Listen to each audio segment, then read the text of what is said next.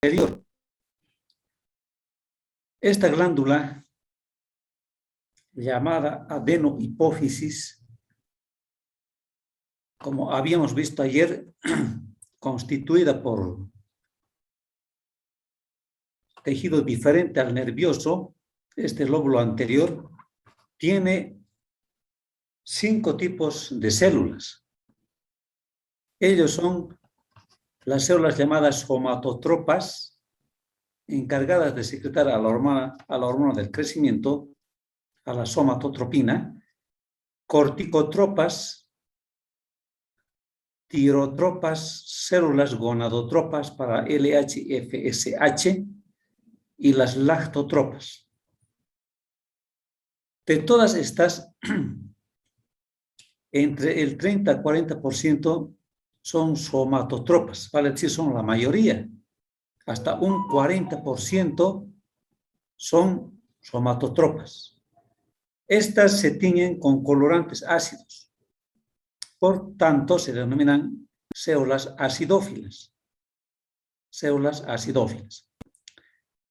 Esa es una característica especial de las células llamadas somatotropas, que son acidófilas porque se tiñen con colorantes ácidos. Los cuerpos de las células que secretan las hormonas de la hipófisis posterior no están en la hipófisis, sino en los núcleos supraóptico y paraventricular del hipotálamo. En este dibujo se puede apreciar que las neuronas que secretan hormona antidiurética y oxitocina no están en el lóbulo posterior, están en el hipotálamo, aquí arriba. Estas neuronas secretoras van a enviar axones a la hipófisis posterior para almacenar su secreción. Entonces, a no olvidarse, en la neurohipófisis no se sintetiza ni se secreta en la neurohipófisis, como dice acá, sino en los núcleos supraóptico y paraventricular del hipotálamo. En el hipotálamo hay estos núcleos, ¿no?, llamados supraóptico y paraventricular, en los cuales sí se sintetiza la hormona antidiurética y la oxitocina.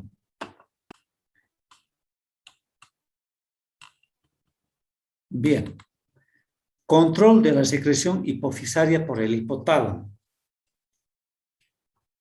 La hipófisis está controlada por señales hormonales y nerviosas procedentes del hipotálamo. La secreción de la neurohipófisis está controlada por señales nerviosas que se originan en el hipotálamo y terminan en la neurohipófisis. Fíjense el dibujo, aquí está bien clarísimo el núcleo paraventricular en el hipotálamo y el núcleo supraóptico también en el hipotálamo. Y aquí tenemos al quiasma óptico. ¿Por qué se llama núcleo supraóptico? Porque está encima de este quiasma óptico. ¿Por qué se llama núcleo paraventricular? Porque está al ladito del tercer ventrículo, paraventricular, dice. Desde aquí va a enviarse señales nerviosas a la neurohipófisis para controlar su secreción. Por su parte, en la hipófisis anterior también está controlada por unas hormonas denominadas hormonas o factores liberadoras e inhibidoras hipotalámicas, conducidas posteriormente hasta la adenohipófisis a través de diminutos vasos sanguíneos. A estos diminutos vasos sanguíneos se llaman vasos portales hipotalámico-hipofisarios. El hipotálamo, a su vez, recibe señales de casi todas las fuentes del sistema nervioso. Entonces, estamos aprendiendo que al hipotálamo le llega un sinfín de señales desde todas partes. El hipotálamo es como una centralita donde se centraliza todo tipo de información, desde la corteza occipital, temporal, visual, un sinfín de estímulos, de señales ha de llegar al hipotálamo, y desde el hipotálamo a su vez se va a controlar a la glándula hipófisis. Recuerden que la hipófisis posterior está controlada por señales nerviosos que vienen desde el hipotálamo. Y la adenohipófisis está controlada por señales hormonales que también vienen del hipotálamo.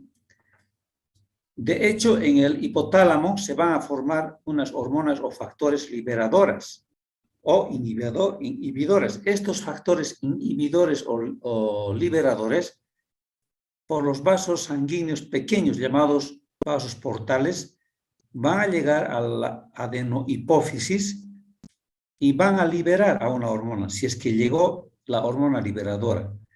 Y si llegó una hormona inhibidora, va a inhibir a la hormona de la adenohipófisis. A su vez, esta glándula hipófisis ha de controlar a otras estructuras, ¿no?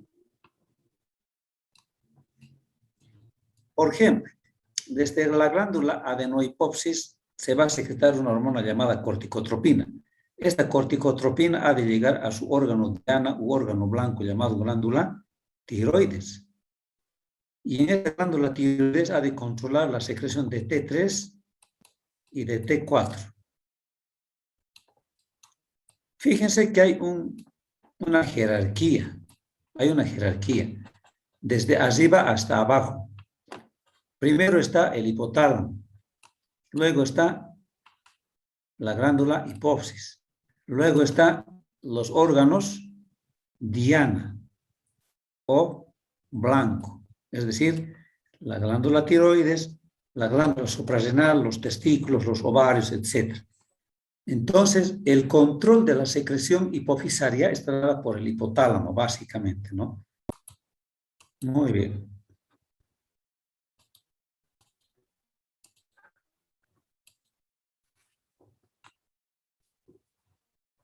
Ya, nos vamos a concentrar ahora en la adenohipófisis. En la adenohipófisis. Muy bonito este dibujo. Fíjense, arriba siempre está el hipotálamo. Más abajo está la hipófisis. Aún más abajo todavía están los órganos, diana u órganos blancos que habíamos dicho. Este es el nivel, la jerarquía. Y el control es por retroalimentación negativa. Ya vamos a ver eso posteriormente.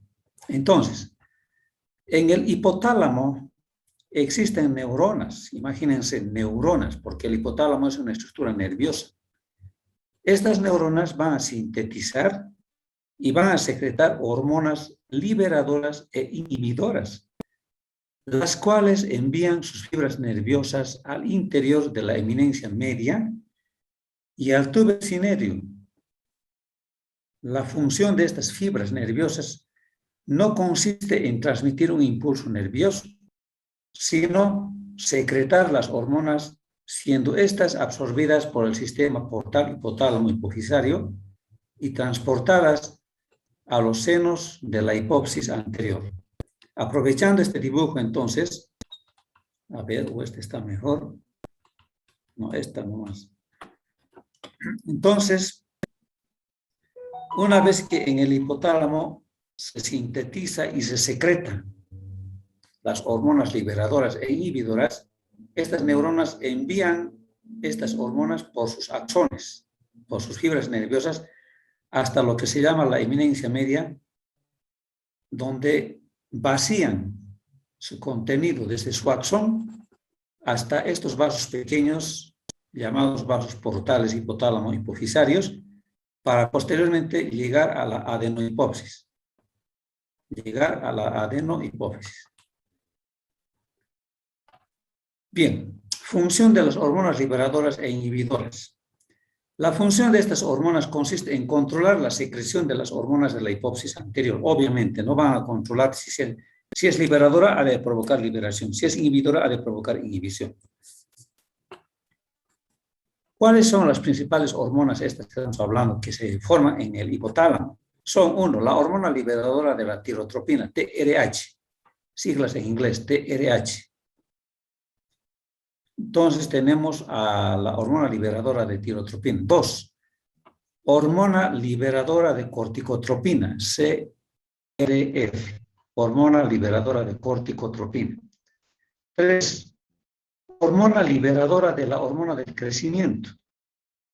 Estas células también secretan a la hormona inhibidora de la hormona del crecimiento, también llamada somatostatina.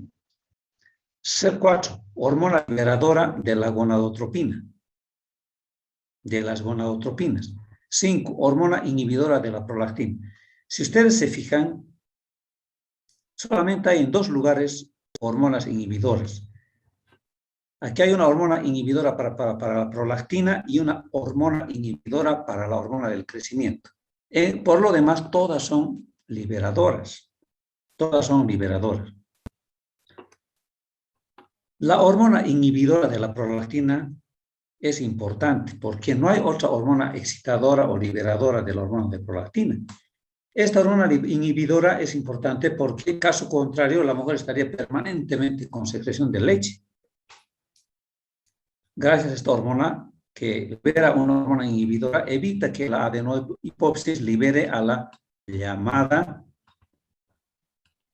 aquí está, vamos a ver, a la prolactina. La prolactina, acuérdense, está en el lóbulo anterior, pero si desde el hipotálamo llega la hormona inhibidora, ha de inhibir que esta prolactina se libera a la sangre. Esa es la función de la hormona inhibidora de la prolactina. Hemos visto también que a nivel de las células de crecimiento, la hormona liberadora de la hormona de crecimiento cuando llega a la hipófisis anterior provoca la liberación de la hormona del crecimiento. Pero si la hormona que llega es la hormona inhibidora de la hormona de crecimiento, ha de inhibir la liberación de la hormona de crecimiento. A la hormona inhibidora de la hormona del crecimiento también se llama somatostatina. El resto son todas liberadoras. Tenemos hormona liberadora de la adrenocorticotropina, de la tirotropina, de las gonadotropinas. Todas ellas son liberadoras. Entonces, les recuerdo que en el hipotálamo se están sintetizando hormonas liberadoras y las pocas inhibidoras para la del crecimiento y para la prolactina, los cuales van a llegar a la hipófisis anterior para provocar liberación o inhibición de las hormonas que se encuentran en la adenohipófisis o lóbulo anterior.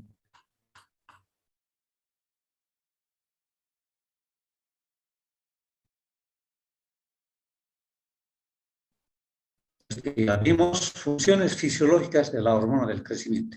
Ahora nos vamos a estudiar ya a las hormonas, o mejor dicho, a la hormona del crecimiento, a una de las hormonas de la adenohipófisis. Esta hormona no funciona a través de una glándula diana, sino que ejerce su función sobre todos los tejidos. Cultura general, este personaje, ¿qué creen que es? ¿Artista? ¿Lo conocen? ¿Basquetbolista? ¿Científico? ¿Religioso? ¿Quién creen que es este personaje? A ver, ¿quién se anima a responder? A ver, Gareca, América, Ángel, Daniel Bar, ¿qué opinan? ¿Lo conocen este señor? Por supuesto, no es Michael Jackson no es, ¿no? Michael Jordan, tampoco. ¿Qué creen que es por su aspecto? ¿Músico, filósofo, político, religioso? ¿Qué será? Músico. Músico, por su aspecto. ¿Qué más será?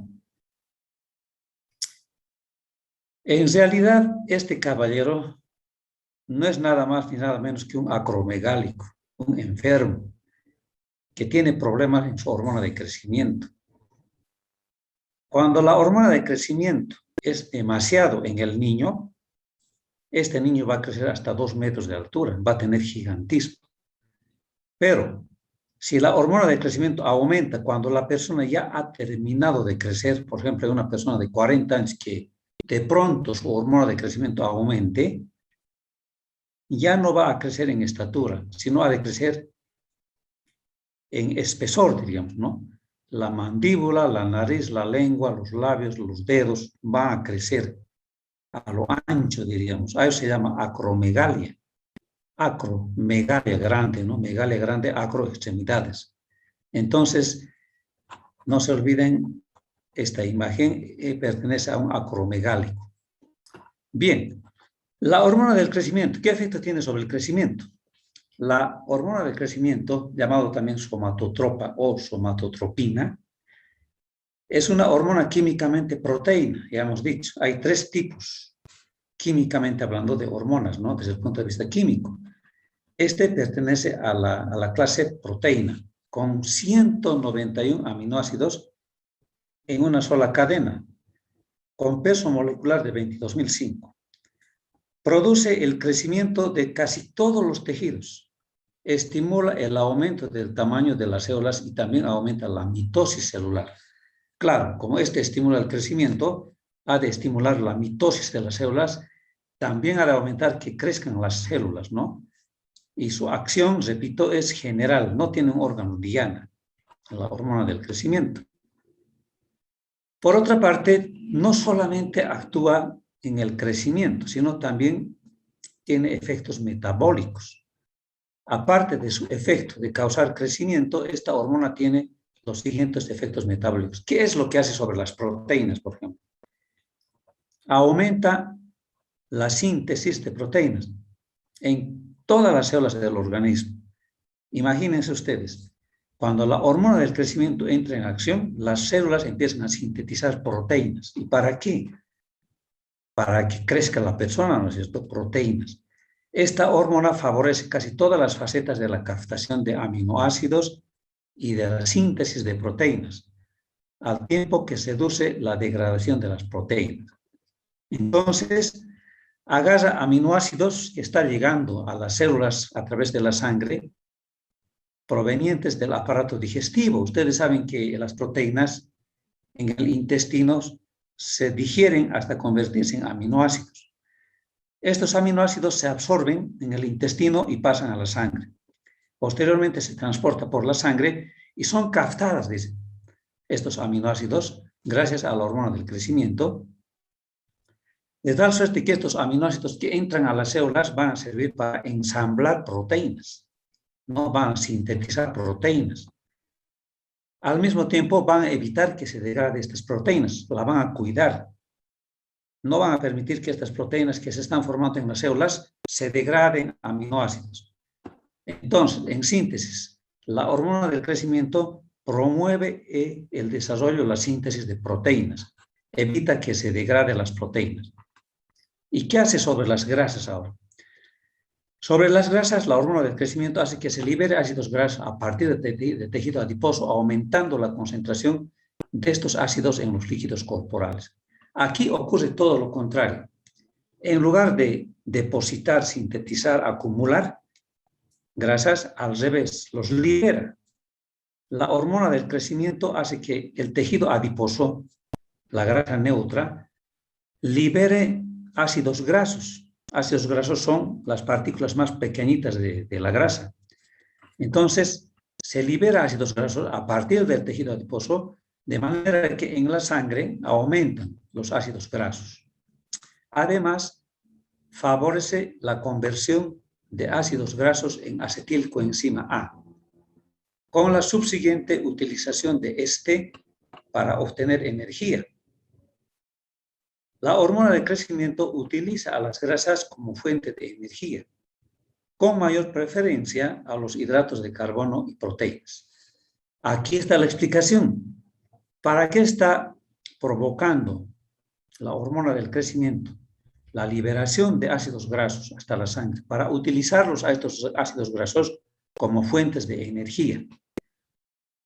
Incluso dice, utiliza a la grasa para obtener energía más que a los hidratos de carbono y a las proteínas. Obviamente los 3 son fuentes alimentarias, ¿no es cierto? Son fuentes alimenticias. Pero aquí estamos aprendiendo que la hormona del crecimiento básicamente obtiene energía de las grasas, ¿no? Bien. Esto tiene su consecuencia, tiene efecto cetogénico de la hormona del crecimiento. La gran cantidad de ácidos grasos da lugar a la formación de grandes cantidades de ácido acetoacético. De ahí viene la palabra cetogénico, ¿no? Ácido acético por el hígado. Y a su liberación a los líquidos corporales, lo que ocasiona cetosis, esta movilización excesiva de grasas a partir del tejido adiposo causa también a menudo hígado graso. En condiciones normales, la hormona del crecimiento no nos provoca mucho problema, estamos tranquilos. Pero en las personas, como en este caso, que tienen problemas de excesiva secreción de hormona de crecimiento, ahí sí se va a provocar hígado graso. Este señor debe tener su hígado graso, porque su excesiva cantidad de hormona de crecimiento está provocando que se libere mucha grasa del tejido adiposo y el hígado, a partir de esas grasas, sintetice acetoacéticos, ¿no? Ácido acetoacéticos. Estos cuerpos cetónicos posteriormente van a provocar acumulación de grasas. Esta excesiva movilización de grasas provocará hígado graso. Y no solo eso, en los vasos sanguíneos puede provocar arteriosclerosis.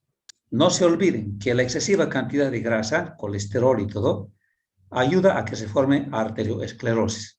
Entonces, la hormona de crecimiento normalmente no provoca ningún problema, pero cuando hay excesiva secreción, aparte de la acromegalia, aparte del gigantismo, puede provocar hígado graso.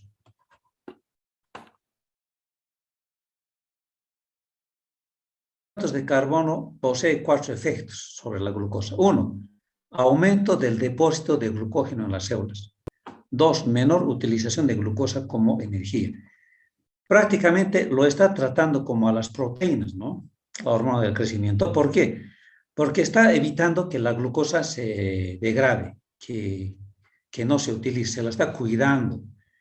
Lo mismo pasaba con las proteínas, los cuidaba, los depositaba, los almacenaba. Igual acá, está depositando hidratos de carbono en forma de glucógeno. Está evitando que la glucosa se utilice como energía. 3, disminución de la captación de glucosa por las células. Fíjense ustedes, ¿ves? Tampoco está aumentando la captación de glucosa. Diabetes hipofisiaria. 4, aumento de la secreción de insulina y disminución de la sensibilidad de la misma. La hormona del crecimiento no produce crecimiento cuando falta el páncreas. Tampoco si se excluye de la dieta hidratos de carbono. Bueno, a nivel de grasa, de hidratos de carbono, la hormona del crecimiento lo que hace es depositar glucosa en forma de glucógeno en las células y no utilizarlas como energía. Ya hemos visto que la utiliza a la grasa como energía. También provoca disminución de la captación de glucosa por las células, ¿no? Hace que las células no capten glucosa. Y eso provoca aumento de secreción de insulina. Ustedes deben saber esto. Cuando en la sangre aumenta la glucosa, aumenta la secreción de insulina, ¿no es cierto? La insulina, por su parte, hace que la glucosa excesiva en la sangre vaya desapareciendo. Por eso, la persona que no tiene buena cantidad de insulina es diabético, porque su glucosa se va a acumular mucho en la sangre porque no tiene buena insulina para que la glucosa desaparezca de la sangre. Entonces, la hormona de crecimiento a nivel de los hidratos de carbono, recuerden, deposita como glucógeno, evita la utilización como energía, evita que se capte glucosa y aumenta la secreción de insulina. Ahora, este señor, aparte de su hígado graso y arteriosclerosis, va a tener otros problemas. Por culpa de su hormona de crecimiento, se le va a provocar diabetes mellitus. Porque la hormona del crecimiento, miren, provoca disminución de la captación de la glucosa. Prácticamente va a aumentar la glucosa en la sangre porque las células no están captando. En vano hay aumento de secreción de insulina. ¿Por qué? Porque hay disminución de la sensibilidad de a la misma. A esto se llama resistencia a la insulina. No sé si se acuerdan del caso clínico que hemos leído, ¿sí? ¿Con ustedes leímos, sí, no o no? A ver, no está acá. A ver, creí que estaba aquí, no está. No. Aquí está, aquí, correcto. En el hirsutismo, ¿se acuerdan? Aquí dice, intolerancia a la glucosa. Esto de intolerancia a la glucosa quiere decir que a la insulina no le hacen caso. A la insulina no le hacen caso. Por eso dice aquí, disminución de la sensibilidad a la insulina. En vano, el páncreas secreta insulina. La glucosa no puede entrar siempre a las células, a pesar de que la insulina es especialista en meter glucosa a las células. En estos casos no puede. Hay una disminución de sensibilidad a la insulina, tolerancia a la insulina. Entonces, al acumularse la glucosa en la sangre poco a poco, y porque no utiliza glucosa, la hormona de crecimiento para energía, finalmente aumenta la glucosa demasiado y la persona termina con diabetes mellitus. Entonces, cuando nos preguntan, ¿dónde está la causa para que tenga diabetes mellitus un paciente que tiene gigantismo o acromegalia? ¿Dónde estaría la causa, jóvenes? A ver, díganme ustedes. ¿Dónde está fallando, quiero decir, no? Para que haya... ¿El páncreas, doctor? No, no. A ver, otra idea, otra explicación, otro comentario, a ver. A ver, ¿dónde creen?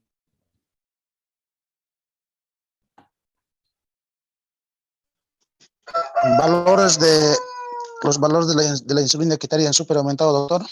Hasta el gallo quiere responder, creo, ¿no? El gallo también quiere responder. Miren. A ver, repita, Pedro Contreras era, ¿no? Repita, ¿cómo dijo? Si, digamos, el paciente presenta la glucosa súper los valores alterados, le digo, doctor. Respuesta. La consecuencia, la causa es la excesiva secreción de hormona de crecimiento. Si ustedes solucionan este problema de la excesiva cantidad de hormona de crecimiento, todo se va a normalizar. Muchas veces aparece un tumor llamado acidófilo en la glándula hipófisis de la silla turca. Este tumor hipersecretante de hormona de crecimiento provoca gigantismo o provoca acromegalia. Consiguientemente, la persona tiene hígado graso, tiene arteriosclerosis, tiene diabetes mellitus. La causa está en la glándula hipófisis. Ahí se está produciendo excesiva cantidad de hormona de crecimiento. Por eso, entre paréntesis está diabetes hipofisaria. ¿Qué quiere decir diabetes hipofisaria? Quiere decir que la diabetes viene de la glándula hipófisis. Ahí está el problema. Ahí existe un tumor que está secretando mucha hormona de crecimiento. ¿Qué hace el endocrinólogo? Le pide radiografía de cráneo para ver la silla turca. Ahora se solicita resonancia magnética nuclear o tomografía computarizada. Se ve mucho más claro. Con estos estudios de gabinete de radiología, se va a ver a la glándula hipófisis con su tumor, ¿no es cierto? Y va a diagnosticar el endocrinólogo la causa de ese gigantismo. Entonces, espero que me hayan captado.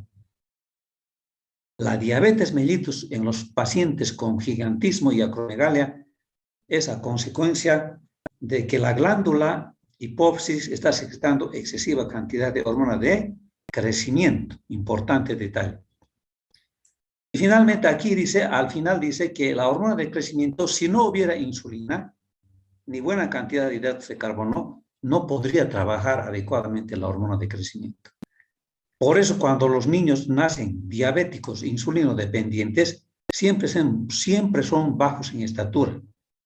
Porque estos niños, al no tener insulina adecuado, su hormona de crecimiento no trabaja tan bien. Por eso dice aquí, a ver, escuchen. La hormona del crecimiento no produce crecimiento cuando falta el páncreas. Es decir, si no hay páncreas, no hay insulina. Tampoco la hormona del crecimiento no induce buen crecimiento cuando se excluye de la dieta hidratos de carbono. Dos detalles interesantes, ¿no?